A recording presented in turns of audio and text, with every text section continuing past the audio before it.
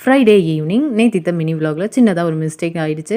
So என்னென்னு பார்த்தீங்கன்னா, கத்திரிக்காய் வந்து கொஸ்து தான் பண்ணியிருந்தேன். ஆனால் கத்திரிக்காய் வதக்கிறத வீடியோ ஆனில் இருக்குன்னு நினச்சிட்டு நான் வந்து எல்லாமே செஞ்சு முடிச்சதுக்கப்புறமேட்டு தான் பார்த்தேன். வீடியோ ஆனில் இல்லை. ஸோ அதனால தான் பார்த்தீங்கன்னா, கத்திரிக்காய் கொஸ்துக்கு கத்திரிக்காவை காமிக்க முடியல. ஆனால் வெண்டைக்காய் கட் பண்ணிட்டு இருந்ததுனால அது வெண்டைக்காய் வச்சு செஞ்சேன்னு சொல்லி நினச்சிட்டிங்க. ஆக்சுவலாக வெண்டைக்காய் பொரியல் தான் பண்ணியிருந்தேன். கத்திரிக்காய் கொஸ்து பண்ணியிருந்தேன். இன்னைக்கு காலையில் மத்தியானம் 2 வேளையுமே பார்த்தீங்கன்னா, டிஃபன் தான் செஞ்சிருந்தேன். தோசையும் கடலக்காய் சட்னியும் தான். ஸோ எனக்கு மட்டும் தான் லஞ்சுங்கிறதுனால தோசையோடு விட்டுட்டேன். நைட் வந்து எனக்கும் ஹஸ்பண்டுக்கும் சாப்பாடு வச்சிடலான்னு சொல்லிட்டு கொஞ்சமாக பாஸ்மதி ரைஸ் ஒரு கப் ஊற வச்சிருந்தேன். பன்னீர் வந்து வாங்கி 2 நாள் ஆச்சு. இதுக்கு மேலே அது வச்சிருக்க முடியாதுன்னு சொல்லிட்டு புலாவ் மாதிரி தான் பண்ணியிருந்தேன். பிரியாணி தாளிச்சு விடுற மாதிரியே எல்லாமே தாளிச்சு விட்டுட்டு, ஆனால் மல்லித்தூள் மஞ்சத்தூள் மட்டும் போடாமல் மிளகாய் அப்புறமேட்டு பச்சை மிளகாய் சேர்த்துட்டு மிளகாய்த்தூள் மட்டும் சேர்த்து எல்லாமே வதக்கிட்டு பாஸ்மதி ரைஸும் சேர்த்து அது முக்கால் பதம் வெந்ததுக்கமேட்டு பன்னீரை பார்த்திங்கன்னா மிளகாய்த்தூள் மல்லித்தூள் அதுக்கமேட்டு இஞ்சி பூண்டு பேஸ்ட் உப்பெல்லாம் சேர்த்து கொஞ்சம் நேரம் மேக்னேட் பண்ணிவிட்டு அதுக்கமேட்டு ஃப்ரை பண்ணி அந்த முக்கால் பதம் வெந்த அந்த பாஸ்மதி ரைஸோடு சேர்த்து குக்கர் மூடி வச்சு ஒரு 5 நிமிஷம் கழிச்சு இறக்குனா சூப்பரான பன்னீர் புலாவ் ரெடி. ரொம்ப ரொம்ப நல்லா இருந்துச்சு டேஸ்ட்டு. பட் கொஞ்சம் ஹெவியாக போயிடுச்சு நைட் டைம்.